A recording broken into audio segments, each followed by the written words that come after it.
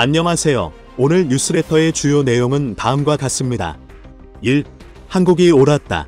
2. 공개된 탄도 미사일. 최근 전 세계 전기차 시장에서 경쟁이 무척 치열합니다. 각 나라의 내로라 하는 기업들이 모두 뛰어들어 경쟁을 펼치고 있는데요. 전기차 시장에서 압도적인 우위를 점하고 있는 테슬라와 현대차를 상대로 세계 여러 기업이 도전장을 내밀고 있습니다. 특히나 중국의 여러 기업은 최근 적극적으로 한국 전기차 시장에 문을 두드리고 있어 그 행보에 관심이 쏠리고 있습니다. 중국 기업들이 국내에서 판매할 전기차에는 중국산 배터리가 탑재될 예정인데요. 그간 중국 정부가 차별적인 보조금 정책으로 한국 기업을 견제해왔으며 이번 한국 시장 진출에 대한 시선이 고울 수가 없습니다. 또한 중국이 자랑하던 교체식 배터리의 충격적인 근황으로 그 논란은 더욱 커지고 있습니다. 한편 현대차는 감히 넘볼 순 없는 독보적인 기술력으로 다른 전기차 기업들과 격차를 벌려 나가고 있습니다. 최근 미국 타임스지가 선정한 올해 최고의 발명품으로 선정되며 큰 화제가 됐는데요. 그런가 하면 현대차의 다양한 전기차 모델들은 세계 각국에서 올해의 차로 선정되며 쏟아지는 호평을 받고 있습니다. 특히나 지속해서 한국을 견제해왔던 중국과 일본에서조차 그 반응이 무시할 수 없을 정도로 폭발적이라 마지못해 인정하고 나섰다고 하죠. 그 자세한 내용 알아보도록 하겠습니다. 최근 전 세계 여러 기업이 전기차 경쟁에 뛰어들면서 전기차 시장의 경쟁은 무척이나 치열해졌습니다. 그 가운데 우리 한국의 전기차는 계속해서 좋은 성적을 내며 촉망받고 있는데요. 주요 수출국인 미국과 독일, 영국 등의 시장에서 한국산 전기차 브랜드의 시장 점유율이 지속해서 상승하고 있으며 올 상반기 미국 시장에서는 테슬라에 이어 점유율 2위를 차지하기도 했습니다. 이에 일론 머스크 테슬라 최고 경영자는 자신의 트위터에 현대차가 매우 잘하고 있다는 글을 게재하며 화제가 되기도 했죠. 현대차에 대한 호평과 기대감이 담긴 많은 트위터 이용자들의 글이 이어졌는데요. 한국의 전기차는 전 세계인들의 많은 관심을 받으며 전기차 시장에서 독보적인 입지를 구축해 가고 있습니다. 그 와중에 중국의 여러 기업은 최근 적극적으로 한국 전기차 시장의 문을 두드리며 도전장을 내밀고 있는데요. BYD, 볼보, 폴스타 등을 거느리고 있는 지리차 그룹이 가장 적극적인 행보를 보이고 있습니다. 르노 코리아와 공동으로 전기차 개발에 나섰으며 독자적인 판매망 구축도 준비 중이라고 하죠. 관련 업계에 따르면 BYD 역시 한국법인 규모를 확장하고 있다고 합니다. BYD 한국법인은 2016년 설립된 뒤 중국에서 생산된 전기버스 수출을 위한 판매사무소 개념으로 운영되어 왔는데요. 최근 사무실을 이전하고 대대적인 채용에 나서는 동시에 6개 전기차 상표 출원도 완료하며 버스뿐만 아니라 승용차까지 이르는 전기차 판매 라인업을 강화하려는 움직임을 보이고 있습니다. 또한 BYD는 상용자동차와 파트너십을 맺고 전기차 전용 플랫폼 개발도 진행 중입니다. 한편 이들이 국내에서 판매할 전기차에는 중국산 배터리가 탑재될 예정으로 곳곳에서 걱정 어린 목소리가 나오고 있습니다. BYD는 글로벌 배터리 시장 점유율 3위를 차지하고 있는 기업인데요. BYD는 자사 배터리를 탑재한 전기차 판매를 바탕으로 시장 지배력을 높여가는 기업으로 지리차 역시 중국 배터리 기업으로부터 배터리를 공급받을 가능성이 큽니다. 그동안 한국 배터리에 대해 노골적인 차별 정책을 펼쳤던 중국이기에 이번 그들의 행보에 불편한 감정이 터져 나오고 있는 것인데요. 중국은 북미, 유럽 등과 더불어 글로벌 3대 전기차, 배터리 시장으로 꼽히기에 LG 에너지솔루션, 삼성 SDI, SK온 등 국내 주요 기업들은 이미 중국 현지의 생산 설비 구축을 완료했으며 지속적인 증설을 추진해오고 있습니다. 그러나 안타깝게도 2015년 전후부터 꾸준하게 투자를 이어오고 있지만 몇몇 공장을 제외하면 수익성 확보에 실패한 상태라고 합니다. 중국 정부가 차별적인 보조금 정책으로 한국 기업을 견제한 데 이어 자국 시장에서 전기차 판매를 희망하는 기업자들에게 자국 배터리를 탑재할 것을 종용해왔기 때문이죠. CATL, BYD 등의 자국 기업을 육성하기 위해 한국 기업을 견제한 것인데요. 중국은 내연기관 차 중심의 완성차 시장에서 기술 격차를 좁히는 데 실패한 이유로 전동화 시장에서 주도권을 선점하기 위해 몰두해왔습니다. 배터리 사업 육성도 그때부터 본격화됐죠. 그 영향으로 최근 중국 전기차는 유럽, 동남아시아 등으로 활발히 진출하고 있으며 중국 외의 시장에서도 중국 배터리를 탑재하는 완성차 회사들이 늘어나고 있습니다.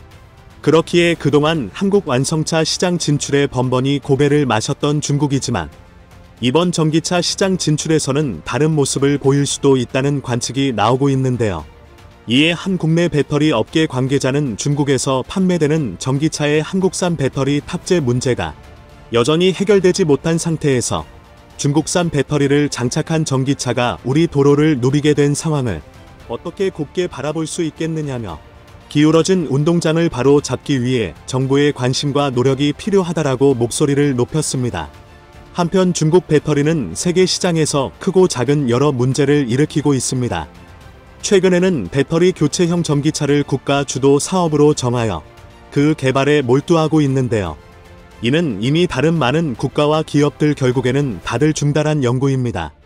전기차 배터리는 표준화가 안 되어 있기 때문에 차마다 들어가는 배터리팩이 다르고 용량 역시 다 다릅니다. 배터리를 규격화하려면 수많은 차종의 구조를 다 바꿔야 하는데 이는 사실 실현 가능성이 희박하죠. 또한 추후 배터리 기술이 좋아져서 배터리 충전에 걸리는 시간이 줄어들면 막대한 자금을 투자해 지은 배터리 교환소들 역시 무용지물이 됩니다. 그 외 여러 단점으로 인해 세계 각국은 연구를 중단했으나 여기에는 개발도상국의 전기차 시장을 장악하려는 중국의 의도가 깔려 있습니다. 개발도상국은 전력 공급이 불안정한 나라가 많기에 운전자가 직접 전기차를 충전하는 데에 큰 어려움이 있습니다. 그렇기에 중국은 배터리 교체형 전기차를 초기에 보급해 선점하게 되면 결국 이들 나라의 전기차 시장을 중국이 독점할 수 있다고 생각하는 것이죠. 이렇게 규모의 경제로 밀어붙이는 중국의 태도에 전 세계인들은 눈살을 찌푸릴 수밖에 없습니다. 반면 현대차는 여러 걱정 어린 관측을 일축하며 그 독보적인 기술력으로 다른 전기차 기업들과 기술 격차를 벌려 나가고 있습니다. 최근 현대차 그룹의 전기차에 탑재된 기술이 미국 시사주간지 타임이 선정한 올해 최고의 발명품 중 하나가 된 것인데요. 해당 기술은 외부 전력 공급 기술인 V2L로 타임스지가 선정한 특별 언급상을 받았습니다. 타임스지는 매년 혁신적인 제품과 서비스를 선정해 발표하고 있죠. 올해는 접근성, 인공지능, 의료 디자인, 엔터테인먼트, 로보틱스 등 26개 부문에서 혁신적인 제품 200종을 선정했는데요. 혁신 제품 외에 올해 시장에서 눈길을 끈 제품과 서비스의 특별 언급상을 수여하고 있으며 현대차의 V2L 기술이 그 대상이 된 것입니다. V2L은 전기차가 외부 전자제품에 교류 전력을 공급할 수 있도록 하는 기술인데요. 해당 기술로 전기차의 전력을 활용해 차량 내부 또는 야외에서 노트북과 같은 전자기기를 자유롭게 이용할 수 있습니다. 그로 인해 자동차의 활용성을 높이고 자동차를 통한 경험을 한 차원 높였다는 점에서 업계로부터 높은 평가를 받고 있죠. 특히나 72.6kWh 용량의 배터리가 적용된 아이오닉 5의 경우 4인 가족 기준 가구가 약 5일 동안 사용하는 전력량 약 60kWh도 충분히 공급할 수 있는데요. 최근 영국에서는 아이오닉 5의 V2L 기능을 활용해 세계 최초로 전기차 동력만으로 운영되는 단위 호텔 현대를 운영하기도 했습니다. 아이오닉 5는 최대 3.6kW의 전력을 제공해 일상생활을 하는데 필요한 모든 전기를 화재 등 별다른 걱정 없이 이용할 수 있습니다. 한적한 시골 마을에 마련된 호텔 현대는 숙박의 시설인 기내 커피를 마시거나 음식을 먹는 바와 식당, 영화를 관람하고 주변 경치를 즐길 수 있는 영화관 등으로 이뤄졌는데요. 아이오닉 5는 구역마다 한 대씩 배치돼 총 3대가 호텔 운영을 전담했습니다. 전기차 3대만으로 호텔 시설을 운영했다는 놀라운 사실에 전 세계에서 칭찬이 이어졌습니다. 이렇게 뛰어난 V2L 기술이 적용된 현대차 그룹의 전기차들은 세계 각국에서 높은 관심을 받고 있는데요. 얼마 전 아이오닉 5가 미국 자동차 전문지인 모터트렌드에 2023년 올해의 SUV로 선정되는가 하면 EV6는 유럽 올해의 차를 수상하기도 했죠. 세계 각국에서 쏟아지는 호평에 지속해서 한국을 견제해왔던 중국과 일본에서조차 마지못해 인정하고 나섰다고 합니다. 일본에서 아이오닉 5의 인기가 높아지며 계속해서 그 판매량이 증가하고 있는데요. 최근 일본 올해의 차 최종 후보에 오르며 그 인기를 증명했습니다. 아이오닉 5를 포함한 10개 모델이 최종 후보에 올랐는데 테슬라 모델 Y와 벤츠, 아우디는 물론 도요타의 전기차 역시 최종 후보에 오르지 못하며 많은 이들을 충격에 빠뜨렸습니다. 최종 후보들은 시승평가를 거쳐 다음 달 중 최종적으로 한 개 모델이 일본 올해의 차로 선정될 예정인데요. 아이오닉 5의 심상치 않은 인기에 좋은 소식이 기대되고 있습니다. 한편 현대차는 한국 차에 대해 인색했던 중국에서조차 이례적으로 칭찬받았는데요. 최근 중국 언론은 중국 전기차 시장에서 데뷔한 아이오닉 6에 대해 중국산 자동차보다 아이오닉 6가 메리트 있다며 충전 시스템 측면에서도 테슬라와 비교해 우위에 있다. 테슬라를 가장 위협하는 자동차라고 호평했습니다. 그 뛰어난 기술력으로 전 세계 시장에서 인정받고 있는 한국 전기차의 모습이 너무도 기분 좋은데요. 앞으로도 계속된 발전을 통해 전 세계로 뻗어나가길 응원하겠습니다. 최근 국내군 전문가들의 충격적인 분석이 나와 우리 국민들을 놀라게 했습니다. 바로 북한의 남침 가능성이 커지고 있다는 결과가 나왔기 때문인데요. 실제로 지난 10월 6일 북한은 전투기 8대와 폭격기 4대를 이용해 특별감 시선 이남에서 1시간가량 공대지 훈련을 진행하며 한국을 포함한 전 세계를 긴장하게 했습니다. 그도 그럴 게 특별감 시선은 우리 군이 대응을 시작하기 위한 최후의 마지노선으로 이곳은 대한민국 공군의 전력을 이용해 북한에 대응하기 위한 마지막 저지선이기 때문인데요. 또한 특별감 시선은 휴전선에서 불과 50에서 60km밖에 떨어져 있지 않습니다. 현대 전투기의 속도를 고려하면 불과 수분 이내로 대한민국 영토를 침범하고 무력을 행사할 수 있을 정도로 지척으로 가까운 곳입니다. 지난 6일 자행한 북한의 도발은 그야말로 일촉즉발의 사태였던 것입니다. 하지만 다행히 북한은 결국 휴전선을 넘지 못하고 꽁무니를 빼야 했습니다. 북한의 일거수일투족을 집중적으로 감시하고 있던 우리 군이 도발 징후를 포착한 즉시 F-15K 등의 전투기 30대를 출격하면서 이 사건은 일단락됐는데요. 당시 북한은 대한민국과의 압도적인 전력 차이만 느끼며 도망쳐야 했습니다. 물론 북한도 이를 모르고 무턱대고 우리에게 도발한 것은 아닙니다. 그도 그럴 것이 2010년대에 들어서면서부터 한국과 북한의 군사력 차이는 비교 자체가 민망한 수준으로 벌어졌습니다. 그런데도 북한이 특별감 시선을 침범한 건 최근 재시작된 한미연합훈련에 대한 불만이라고 군사 전문가들은 분석하고 있습니다. 그만큼 북한이 한국과 미국의 군사동맹이 다시 공고해지는 것을 경계하고 있다는 것입니다. 특히 9월 23일 부산 해군기지에 입항한 로널드 레이건 항공모함은 북한이 발작하다 못해 경기를 일으킬 정도였는데요.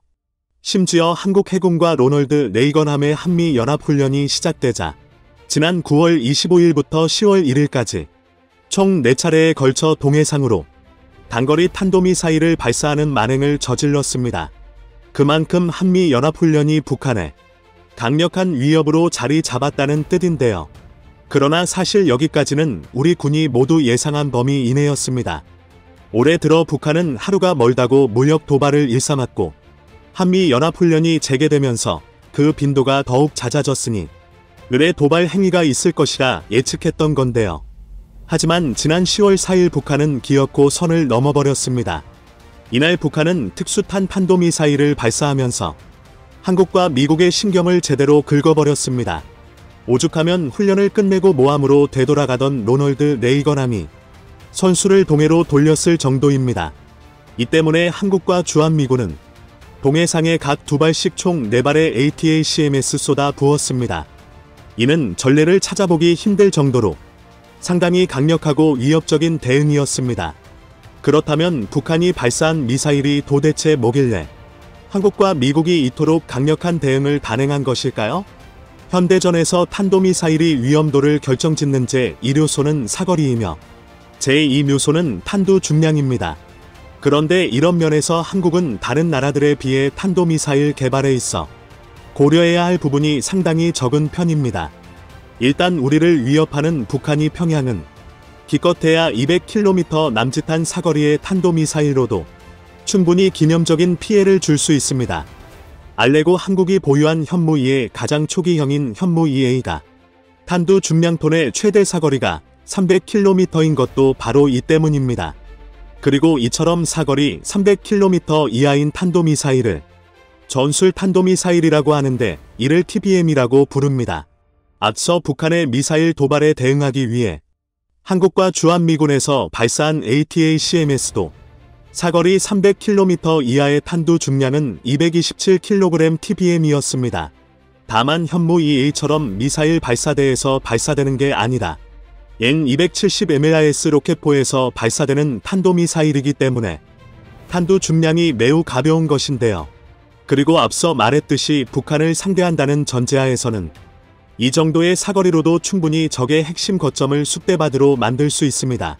하지만 유감스럽게도 최근 한국이 적성국은 북한뿐만이 아닙니다. 당장의 북한보다 더 큰 위협은 점차 중국으로 옮겨지고 있는 상황입니다. 현재 중국의 행보는 가치 파격 그 자체입니다. 그도 그렇게 중국 인민해방군 해군 소속이 육전대만 봐도 왜 중국이 대한민국의 안보에 위협인지 알 수 있습니다. 중국의 해군 육전대는 우리나라의 해병대와 비슷한 조직인데요. 과거 중국의 육전대는 1980년 하이난성에서 1여단을 창설하면서 6,000명 수준이었지만 남중국해의 마찰 심화와 함께 2017년 육군과 공군의 여단 중심 편제 개편을 통해 그 수를 많이 증가시켜 현재는 8개 여단이 되었습니다. 또 2021년 기준 그 병력은 무려 4만 명으로 증원됐습니다. 쉽게 말해 중국 이전까지 세계 2위의 해병대 전투력을 보유한 대한민국을 제치고 그 자리를 중국이 차지했는데요.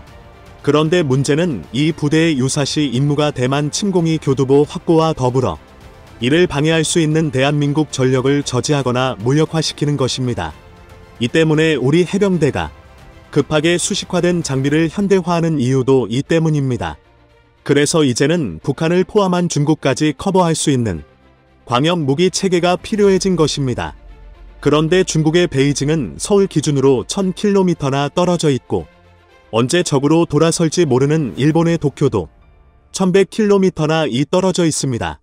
그나마 다행인 것이 일본은 정식 군대가 아니기 때문에 탄도미사일을 보유하고 있지 않지만 중국은 DF-15, DF-16 등의 단거리 탄도미사일로도 한국 전역을 타격할 수 있습니다. 즉 현무2A로는 중국의 미사일 공격에 반격조차 못해보고 당할 수밖에 없습니다. 그래서 우리 군은 중국과 북한의 미사일 전력 확보에 발맞춰 현무를 사거리 300에서 1000km 수준인 단거리 탄도미사일 SRBM 현무2C로 개량했는데요. 그리고 개발을 거듭해 얼마 전 대중에 알려진 현무5가 세상에 공개되면서 두 국가는 경악을 금치 못했습니다. 그 이유는 지구상에서 찾아보기 힘들 정도의 엄청난 괴물탄도 미사일을 대한민국이 개발해냈기 때문입니다. 현무5는 8톤 탄두 기준 최대 사거리 300km의 TBM이지만 6톤 탄두 기준 최대 사거리 600km의 SRBM이 될 수 있는 다목적 미사일입니다. 사실 탄도 미사일의 탄두 중량이 8톤 이상이라는 것은 핵탄두를 탑재하지 않아도 북한이 지하 벙커를 쑥대밭으로 만들 수 있는 어마어마한 파괴력을 보유하고 있다는 의미입니다. 게다가 탄두 중량을 일반적 민 TBM이나 SRBM 정도로 줄이면 중국 전역을 타격할 수 있을 뿐만 아니라 여기서 탄두 중량을 더 줄이면 최대 사거리 3000km의 준중거리 탄도미사일 MRBM으로도 운용할 수 있습니다. 이득의 한국은 외교적인 견제를 최소화하면서도 압도적인 전쟁 억지력을 보유할 수 있게 되었습니다. 이는 그야말로 신비한 수라는 표현이 딱 어울리는데요.